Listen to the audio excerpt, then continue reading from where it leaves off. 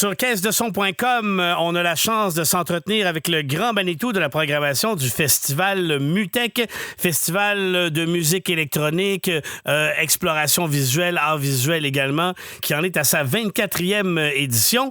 On parle avec Vincent Lemieux. Comment va-t-il? Je vais bien, merci. Ben oui, bien heureux de te retrouver. Comment on se sent là, à l'aube de la 24e édition qui va se dérouler cette année du 22 au 27 août?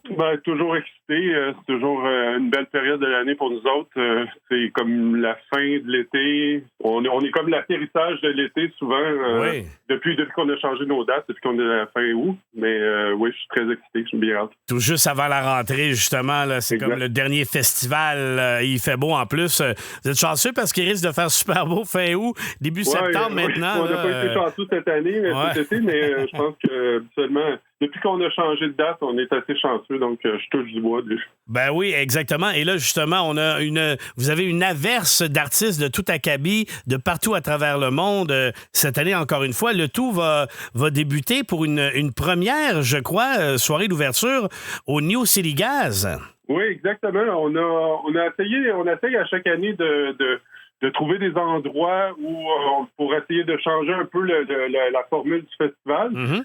Le New City Gas, même si c'est reconnu pour plus le son EDM, les soirées un peu plus électro, c'est un endroit vraiment très, très, très beau, le lieu en soi. Puis c'est un endroit parfait pour la soirée d'ouverture avec Tim Maker et Grand River. Tim Maker, c'est comme une personne avec qui on travaille depuis plus de 20 ans.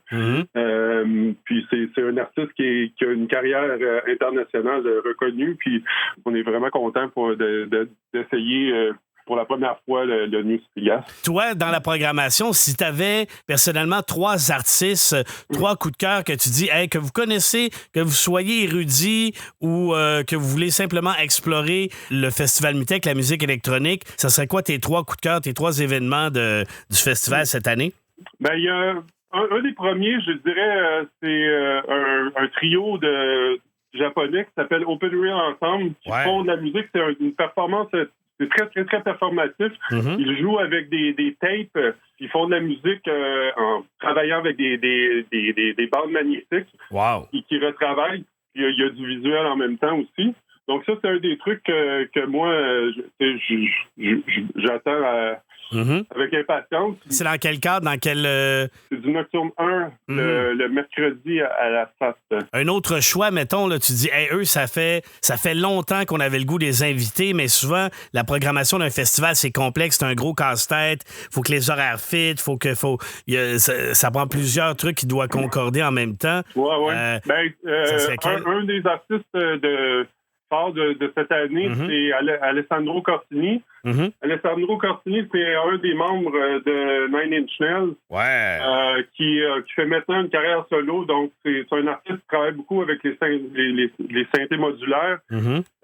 Puis, ça faisait quelques années qu'on essayait de le rejoindre. Donc, cette année, ça a fonctionné. Puis, il fait partie de la série Audition qui va se dérouler à la Place des Arts. Au Théâtre Maisonneuve, ben oui. Exactement. Également, il y a la série Métropolis aussi qui sera un peu ironiquement au MTELUS, à l'ancien Métropolis. Oui, en fait, nous, c'est que on l'a appelé comme ça parce que c'était depuis maintenant, je pense, quasiment plus de 20 ans qu'on est tous les vendredis et samedis au Métropolis. Maintenant, le MTELUS.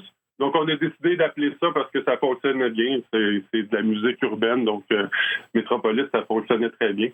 Dans cette série-là, le samedi, ce que j'ai trouvé très, très, très cool, c'est qu'il y a un artiste canadien qui s'appelle Rich Aucoin, qui est un artiste qui traîne plus dans la pop et puis même, je dirais, la folk. C'est excellent, oui. Puis c'est un artiste qui est vraiment, vraiment très, très bon, performatif. En fait, cette année, nous, chaque année, on fait des appels de projets. Et puis, comme n'importe quel artiste, il nous a soumis un projet parce qu'il travaille sur une série d'albums qui représente chaque saison. C'est une série d'albums plus instrumentaux, ils travaillent plus avec ses synthés, ils chantent pas vraiment, donc ça c'est la première fois, puis on est vraiment, vraiment content qu'il nous ait contactés. Donc on le présente le samedi au Métropolis, dans la série Métropolis au MTLUS. Au Québec, comment tu décrirais la santé de la musique électronique ici au Québec en ce moment, en 2023? Au niveau des artistes, il y a toujours des très, très, très bons artistes. On en présente à chaque année. Ce qui s'en vient bien, c'est que tranquillement, les règles commencent à changer au niveau de la vente d'alcool et tout ça. Donc ça va permettre peut-être à la scène musique électronique de grandir un peu. Mais ce qui est de la musique expérimentale, ça, c'est vraiment très bien parce qu'on est reconnu depuis plusieurs années. Puis en fait, le Festival Mutech aide un peu certains artistes à s'exporter à l'extérieur vu qu'on a comme les éditions du festival. Et parce qu'on a quand même une bonne plateforme pour présenter des concerts. Puis il y a beaucoup d'acheteurs étrangers qui viennent, qu'on invite à chaque année. Donc, ça leur permet de... Mais moi, je dirais que c'est extrêmement simple présentement. C'est une scène qui est très variée, qui va dans toutes les sphères de la musique électronique. Donc, moi, je trouve que c'est... Depuis plusieurs années, en fait, j'ai toujours l'impression que ça grandit de plus en plus. Donc, oui, puis ça se démocratise aussi de plus en plus. Oui, exactement. Tu me disais aussi... Il y a beaucoup plus inclusif, il y a beaucoup plus de gens qui participent. Il y a beaucoup plus de filles que depuis quelques années. Donc, c'est génial, c'est tout à votre honneur. Et justement, pour les gens qui veulent découvrir aussi c'est quoi Mutech, qui même si ça fait 25 ans qu'ils sont là, mais qui sont hey, c'est quelque chose qui me parle, je trouve que ça a l'air hot, il y a du visuel, la musique électronique, ça me parle beaucoup. Il y a la série Expérience aussi qui est gratuite, qui est offerte à tous les jours, qui se passe à l'Esplanade Tranquille de la Place des Arts. Tu me disais que ça, je pense c'est la meilleure place pour les gens pour découvrir, pour aller à la rencontre de l'expérience de Mutech. Oui, ben c'est très festif. Encore là, c'est gratuit, donc les gens peuvent venir. Puis il y a un esprit de communauté qui est vraiment bien. Puis depuis l'année passée, on est à l'Esplanade Tranquille.